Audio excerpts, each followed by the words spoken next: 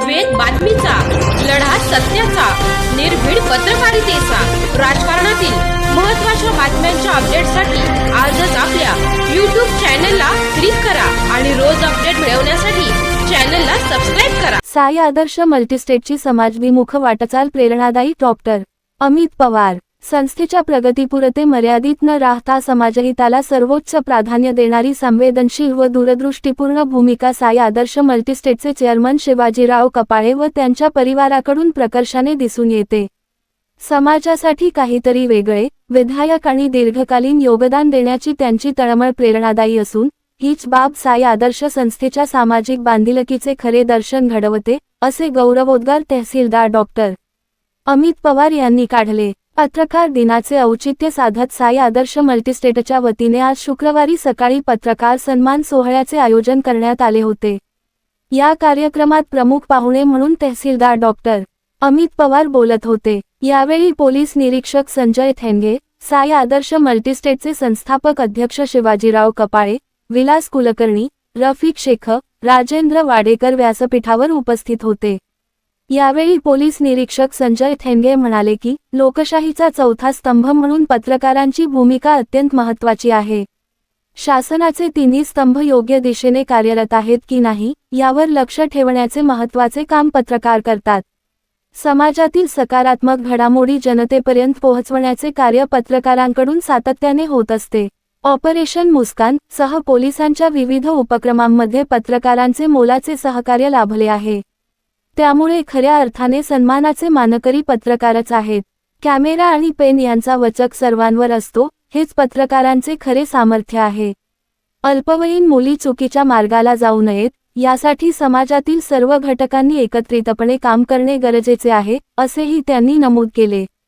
साई आदर्श मल्टीस्टेटचे संस्थापक अध्यक्ष शिवाजीराव कपाळे म्हणाले की साई आदर्श परिवाराच्या जडणघडणीत तसेच संस्थेच्या सामाजिक वाटचालीत पत्रकारांचे योगदान अत्यंत मोलाचे आहे। सध्या संस्थेच्या जिल्ह्यात 22 शाखा कार्यरत असून संस्थेची आर्थिक स्थिती भक्कम आहे। सामाजिक भान जपात संस्थेच्या नफ्यातील काही भाग समाजोपयोगी उपक्रमांसाठी खर्च केला जातो। येत्या काळात संस्थेचा 200 कोटी रुपयांचा टप्पा पूर्ण होईल, असा विश्वासही त्यांनी व्यक्त केला। कार्यक्रमाचे सूत्रसंचालन गणेश विघे यांनी केले तर आभार प्रदर्शन रियाज देशमुख यांनी केले। पत्रकार दिनाच्या निमित्ताने आपल्या सर्वांना इथे आमंत्रित केलेलं आहे, त्याबद्दल सर्वप्रथम मी आपल्याचे धन्यवाद म्हणतो। जसं पीआय साहेब म्हटले आपल्याला की पत्रकार हा महाराष्ट्र म्हणण्यापेक्षा जगातील हा चौथा पिलर आहे। ज्यांनी पॉलिटिकल सायन्स वाचलेला असेल तर हा चौथा स्तंभ आहे।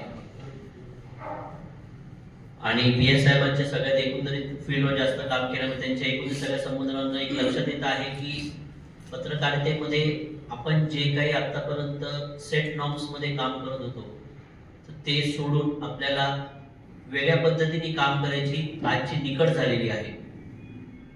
तर ही निकड सर्वांना सामाजिक, आर्थिक या सगळ्या बांधिलकीला बांधून ठेवण्यासाठीची ही आव्हानात्मक आजची परिस्थिती झालेली आहे, असं माझं मत आहे।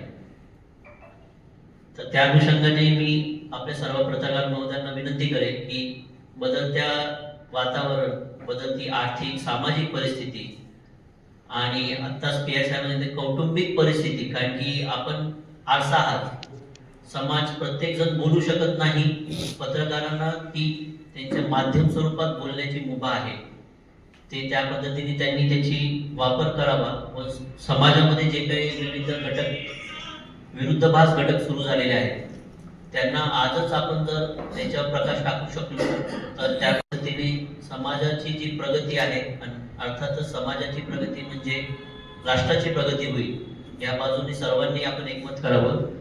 करतायत 2 वर्ष झाले तरी पत्रकारांना विनंती करतो की आपण एखादं वर्ष वाढून या।